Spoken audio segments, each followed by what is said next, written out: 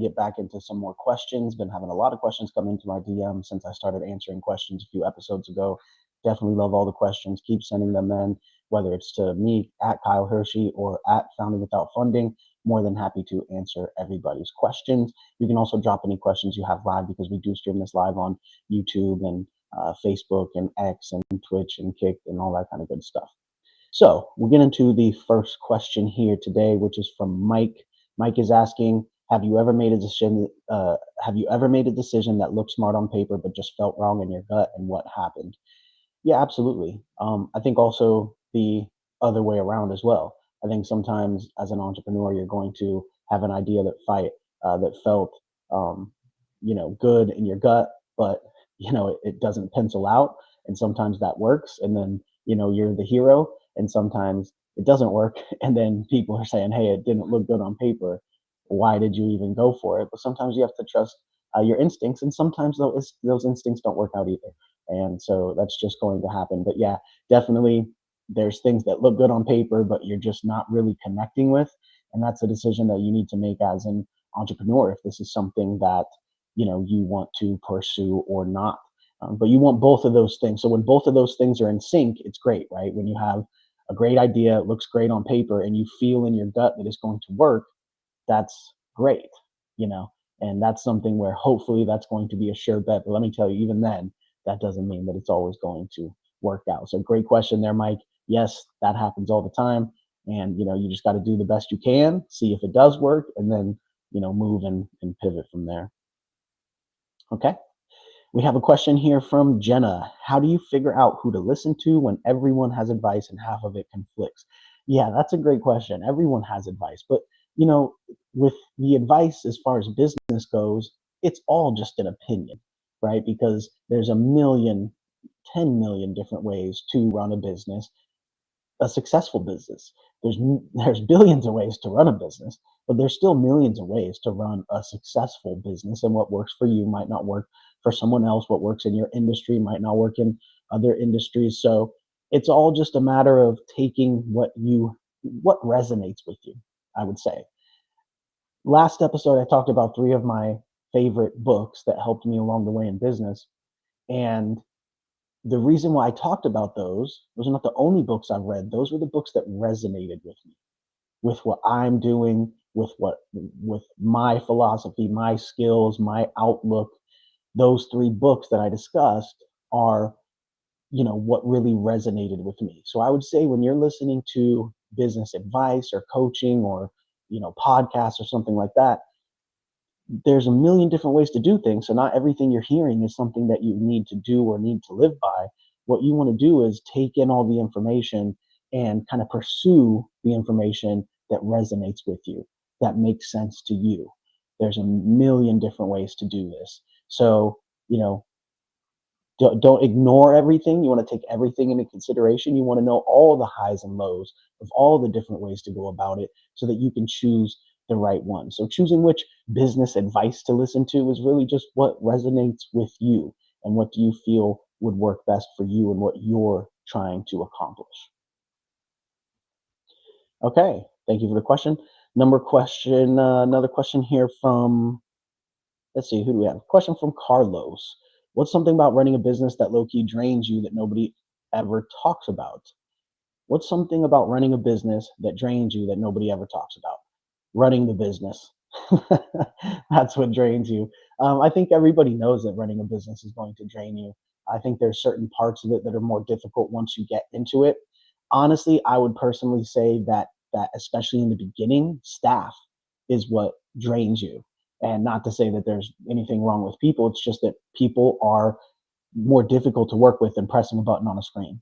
They're more difficult to work with than putting numbers into a spreadsheet because they're people, and we all have issues and problems, and some are better at some jobs than the other, and some need to be managed very closely, but some people don't like to be managed very closely or micromanaged. So every single thing and situation and person is different. And so dealing with a lot of staff can definitely drain you. That's why I would recommend, especially in the beginning, to only hire staff when you absolutely need it, and make sure that you're getting to the point where you can afford it and you can afford to be a little bit stressed out and take extra time to train people, because it's not going to be an easy thing to go from either 0 or 1 employees to 5 or 10. It's a big jump to be able to manage people. Totally different than managing your own business. As soon as you hire that first person, it's a totally different ball game, totally different skill set, and you need to make sure to be ready for that. So I would say that's one of the things that I think people don't understand how much drains you, because especially in the beginning of your business, you are the HR, right? You are the hiring team, you're the HR team, you're everything. And there's reasons why there's giant, departments at these companies for HR and these type of things, because there's a lot that comes with it. And the bigger you get, the more that comes with it, the more exponentially complicated it gets. And so, be ready. If you're out there, and you're going to start hiring staff for your new business, just beware. It's the most draining thing you can do on your time, your resources, and your money.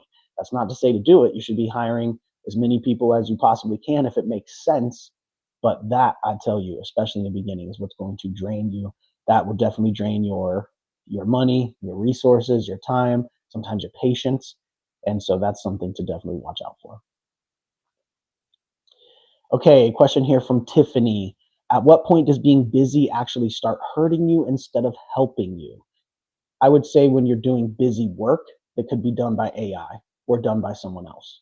So if you're saying I'm busy because I'm, doing these things or whatever it is, well, you need to take a step back and say, can AI do this for me? If I just take a couple minutes to figure out how that works, or can somebody else do that for me? Particularly somebody, else that can do more monotonous type tasks, and also considering, is there a virtual assistant that could be doing this for me? I think so many business founders, entrepreneurs, business owners are doing things on a daily basis that you could pay a virtual assistant a few dollars an hour for to do, or just be done with AI for free, or for a $20 a month AI software program that can allow you to do XYZ. So I think for every small business owner, entrepreneur, right now, the biggest thing to do is to look at your day, figure out what am I doing here that could be either done by AI or be done for $4 an hour. And whatever it is, circle that and make sure you shift that off to either AI or a person, that you can pay a few dollars an hour for as a virtual assistant. Because at the end of the day, you are wasting, your time is extremely valuable. Even if you're a startup, your time is at least worth 20, 30, 40, whatever amount it is that you could make an hour if you had a regular job. So you got to make sure that if you're spending that time on your business, that you're not doing things that somebody could do for you for $4 an hour, or that you're not doing things that you could do yourself with the click of a button with AI. So, keep that in mind. You want to make sure that you are not spending all of your time doing busy work. So that's when being quote unquote busy becomes a problem. If you're busy because you're actually working on things, top level things, big picture things, pushing things forward, and most importantly, sales, then being busy is great and you should keep being busier and busier. But if you're busy because you're copying, pasting things, uploading things like monotonous work that could be done by a virtual assistant, or, design work or something that could be done by AI in one click, that's when you got to say, okay, let me rearrange things here, because although I'm busy, I'm not necessarily being productive. And I could be and I could be getting the same thing done for $5 a day paid to a virtual assistant to knock this out in an hour, to opening up all of my time to do other things. All right, we got a question from Ryan here. What is a habit you had early on that you had to unlearn once things started growing? Definitely a habit that I had early on was not doing things myself. And what I mean by that is that as a younger business person, when money did start coming in, it was like, okay, well, I'm the boss, I'm the CEO, so I don't need to be concerning myself with this, or that needs to be an employee, or hey, I'm the CEO, so this other stuff, this paperwork stuff and all this other stuff, accounting or whatever it is, this has to go to that person. I'm the CEO, I don't deal with that. But what ends up happening is you're not learning everything about your business. And so it's just going to, what I found is that it unravels into problems and more problems because you don't actually know every single thing with inside your business, and it can definitely cause problems. Now, here's the other side to it. If you don't know about everything in your business, it's hard to improve it. So yes, maybe you're not the salesperson, maybe you're not the bookkeeper, maybe you are the CEO, but you're eventually going to have to hire new salespeople or a new bookkeeper or whatever it is, right? You need to make sure as the CEO that you're optimizing all the processes of the salespeople or the bookkeeper. I'm just using those as two examples. So it's important to know exactly what's going on everywhere. And it's also important as a leader to show that you know what's going on as well, to show that you have an interest in everyone at the company, every department at the company, that you understand what they all do and bring to the table, because nobody wants to work with or for someone who kind of just overlooks everything. It's nice when the CEO or boss or whatever it is comes in and says, "Hey, I know what you guys do here, and I appreciate what you guys do, and I think you've made it better since we implemented this new plan. I'm really proud of you guys for doing that." Whatever it is, right? Instead of just breezing by, "Oh, I don't care about what you guys do. You're in this department." No, you want to know what everybody does in every department. That way, you can make things better, and that way, especially when somebody quits or whatever the situation is, you can do it yourself until you find somebody else to do it. So very important to know all aspects of your business. And I think that's something when I was younger and we started making money, I started feeling entitled, like I don't think I should have to learn these things. These are other people's jobs. But as the CEO of a company, the founder, the CEO, everything's your job.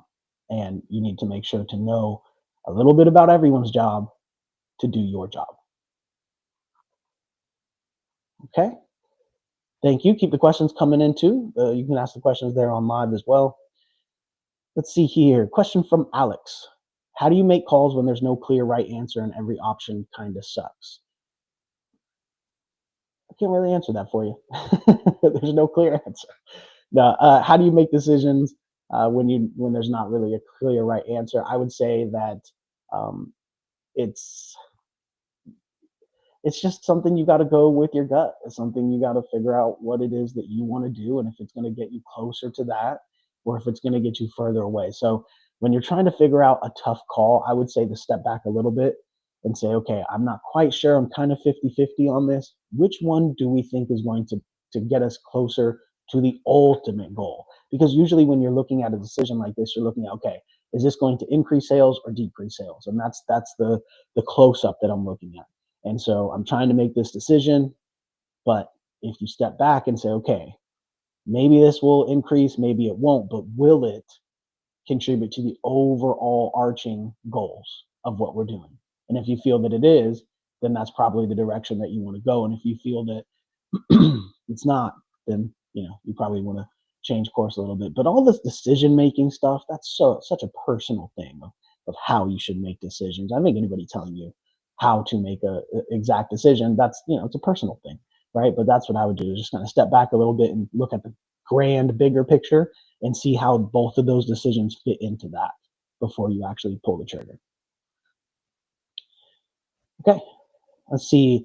Brandon's asking, what's the most expensive mistakes you almost made but somehow dodged at the last second? Huh. What are some of the most expensive mistakes I've almost made but I've dodged? I can't really think of that off the top of my head. I can definitely think of the mistakes I have made that cost me a lot. But, a lot of the times you don't really know whether it was that decision was going to be a disaster or not, right? So it's hard to kind of go back in retrospect and say, yeah, I dodged a bullet there, all the time. I think most of the time with entrepreneurs, we learn the hard way because, we don't dodge the bullet. It hits us and we have to get better and get up and figure it out. So as an entrepreneur, I think you just got to make sure that you keep going. That's at the end of the day, that's everything, is just whether it was good or bad, or whether you can look back and say, wow, thank goodness we didn't do that, or wow, thank goodness we did do that. The only constant is keep going, keep getting better, keep improving, keep getting good at what you're good at. And that's all you can do. You can't look back in hindsight all day and I should have done this or should have done that, or thank goodness we didn't do that. That's good to know and good to learn from, but definitely I wouldn't dwell on it. Okay, question here from Nicole F. How do you decide when to say no to money or opportunities that sound good but feel off? Well, here's okay. So Nicole's question is, how do you decide when to say no to money or opportunities that sound good but feel off? So I have kind of a new take on this lately, and actually Gary Vee, in all his videos and stuff, kind of got me in this mindset a little bit more of what he's talking about now, which is if you're a person that's in business, no should not be in your vocabulary. And that hit home with me when he's been saying that lately, because especially earlier on in my career, a lot of it was no. People with new ideas, no, no, we don't do that. This is what we do. No, I don't want to do that. This is what we do. And I can see now that it was boxing us in a lot. And I think saying no is needs to be a product of actual research and decision making instead of just dismissal. And I think in the past, even I have been dismissive as opposed to open about new ideas, right? So, you know, laser focus is great, but also you need to be open to new ideas on how to get to that place that you're laser focused on getting to. So I'm not saying to do anything and everything, but even if something feels a little bit off, if it's an opportunity, don't immediately say no. I think like Gary Vee said, he said, the only word that should be in your vocabulary is maybe. Maybe as in, let's look into it more. Let's think about it more. Let's look at the different options on the table, but not just a straight up no. So I would say that even if something feels off, I wouldn't say no anymore personally. But what I would say is let's look into it. Let's do some research on it. Let's explore the possibilities. Let's ask GPT about it. Whatever the situation is, instead of a hard no, it should definitely be a soft maybe, and until further, research is done. I think a lot of people in business feel that way, and that's definitely something that I'm starting to adapt a lot more.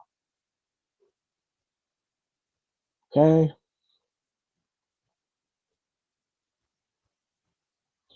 All right. We have a question here from Sam. Kyle, what is something that looked like success from the outside but was actually chaos behind the scenes? Everything that is successful on the front end is chaos behind the scenes. I guess I wouldn't say that as a well running company once everything's going, but when things are being started or built, yeah, sometimes it looks like it's a success from the outside, but it's usually crazy on the inside, and there's nothing wrong with that. That's okay, as long as your customers are getting the right experience, and that if they somehow are affected by the fact that it's chaotic on the back end, that you make it up to your customer. But there's not anything necessarily wrong with things being chaotic on the back end while you're building something, as long as you are doing the right things for your customers or for your service. So, you know, chaos is okay. It's going to be there. And that's kind of the thing, is your job is to create chaos and get out there and do whatever it takes to find something that works in the marketplace. And then you can start refining it and refining the processes and the staff that it takes you to do it, and the system, and systemizing everything and the trainings. That's all what kind of laser focuses into a well-oiled machine that's not chaotic.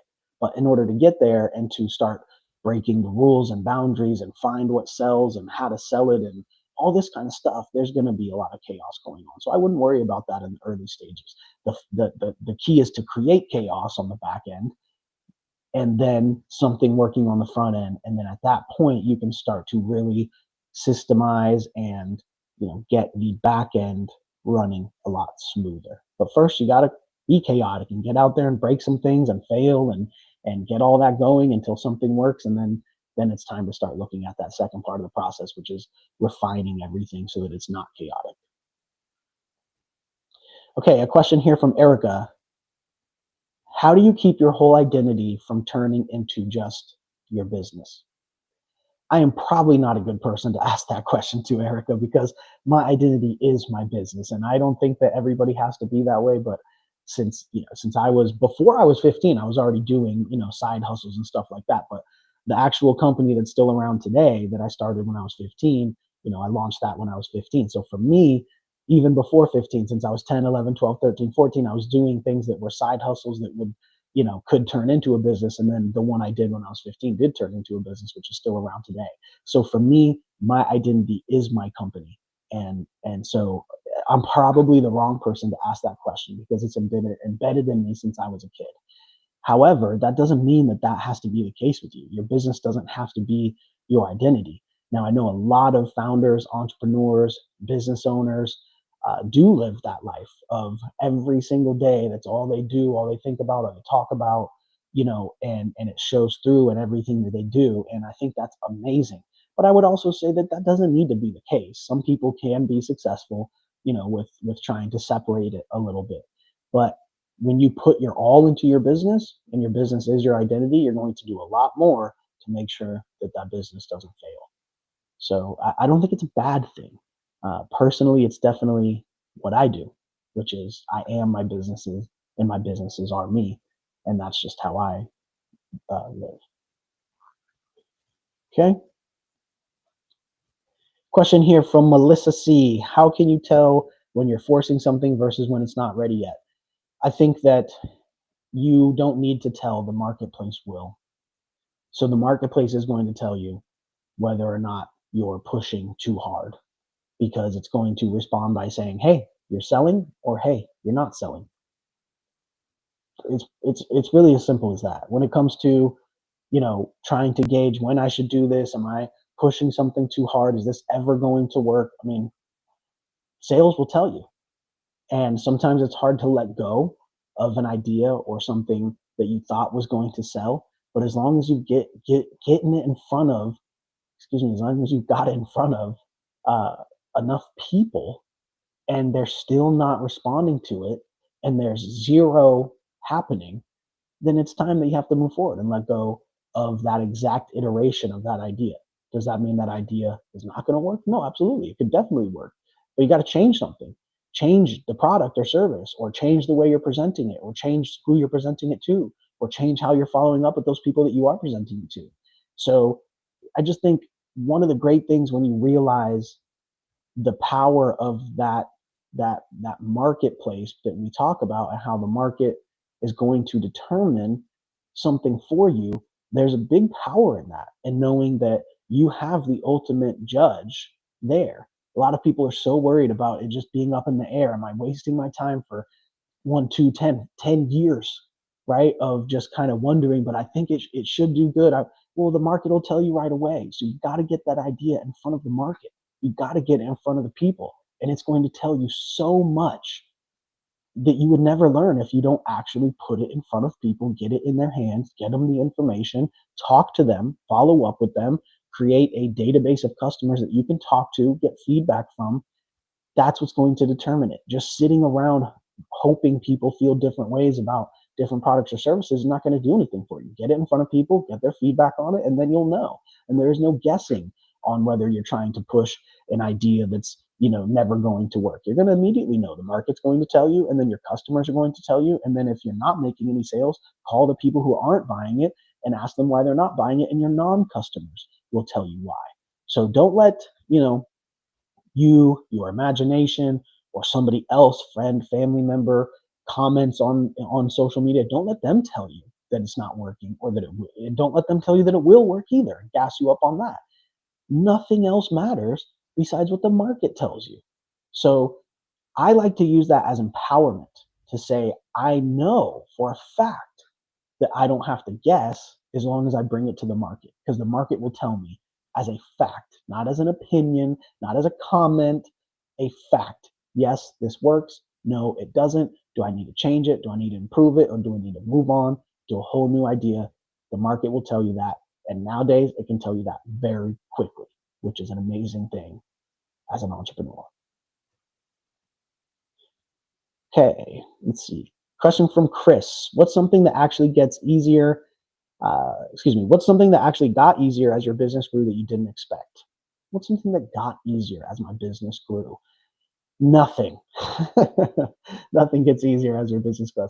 No, I think it's more so about as I grew.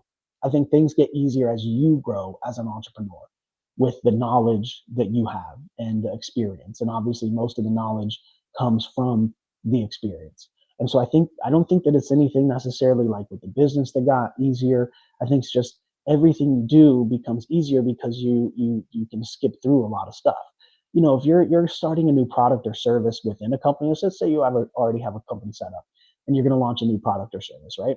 You've already been through this multiple times, so you can skip past 3 days of the process in your mind in 2 seconds. Something that a first time entrepreneur would take you know 3 days to sit there and figure out, you already did that. And so in 3 seconds you can go from point all the way through 7 different steps of, is this going to work, is it not, what's going to be the problem with this, is this possible with our staff, with our infrastructure. Those things all just happen in seconds, as opposed to you having to go learn those things, especially when it comes down to time and resources and staff of, when you're talking about an idea or a new product or service. It's, can we actually make this happen? What's it going to take to actually make this happen? So there's a lot of ideas that people have, but as the owner of the business, they can bring them to you. And not that you want to say no, but you're already 12 steps ahead of what they said when they just told you this. They say, hey, I think we should do this.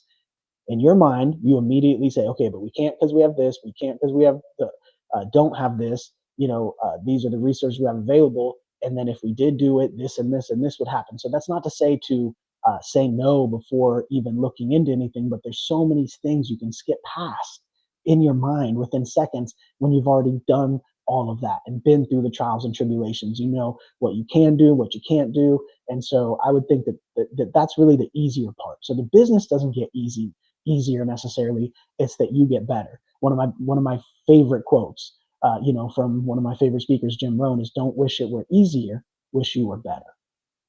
And that's exactly what this is.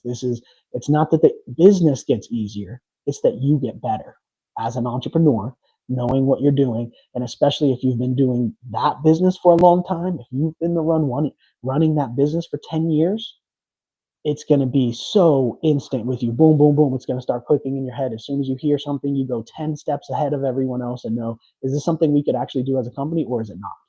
And then if we do it, what's going to happen, or what's going to not. So again, don't be closed off. Don't just say no, but it cuts out hours of back and forth of the conversation about, if we did it, how would we do it? Could we do this? You're just automatically on to the next thing of saying, yep, we could, or nope, we couldn't. It's not even possible. Or if we could, we'd have to do X, Y, and Z. Is it worth it for us to do it if we have to do X, Y, and Z? That's a conversation I have with a lot of my staff members a lot when they'll have an idea. Is, okay, that's possible, but I know right off the bat, I can tell them within seconds, we would need this, this, this, and this to get that done. So now, instead of figuring out what we need and taking all this time or arguing back and forth about it, whether it'd be worth it, at the end of the day, we can say, okay, we would need all this stuff. Does this make sense? If we're going to have to use all those resources and this money, and this is what's going to take to accomplish it, does this make sense? So instead of going back and forth about just the nature of the idea, or if we possibly could do it, or if it would work, the first thing is you skip past all those steps and you say, I already know exactly what we would need to do this. And so you can sit down and say, okay, that's a great idea. In order to do that, we would need these resources, this time, and this money. Is it worth it to reallocate those from elsewhere to do this? And that's a good decision to make, and a good conversation for an employee to make as well. Excuse me, a good conversation to have with an employee as well. Let's see here. Question from Tyler. Excuse me, that was the question from Tyler. Question from Olivia. If revenue isn't the main issue anymore, how do you even measure progress? I think revenue is still the main issue. I think revenue is always the main issue. I think that is the measure of progress for your business. As an entrepreneur, there's a lot of measures of progress for you personally. And there's a lot of things that you're going to learn. I mean, you could be failing for 10 years straight and you've made a ton of progress, because on year 11, those failures are going to add up into a victory. So the business, it's easy to judge the progress, because the progress is revenue. The revenue is either coming in or it's not. Now, for you personally, as the entrepreneur, that's hard to judge progress, because you never know where you're at in your journey, right? So I would say don't focus on progress on yourself. That's not measurable in the sales, but the progress on the business is measurable in sales, and so you should be keeping that in mind. If you're at this point where you're building it so much right now that you feel that sales aren't the measure of it, I would start focusing more on sales so that they become the measure of it, because cash flow is king. Sales are everything. Whether you're trying to start a business without an investor or with an investor, they're going to want cash flow too. So cash is king. Make sure you're making sales to show that progress as the business. Okay, last two questions here. Question from Mark. Let's see here. Okay. Question from Mark. What's something you protect way more time, energy, focus that you didn't before?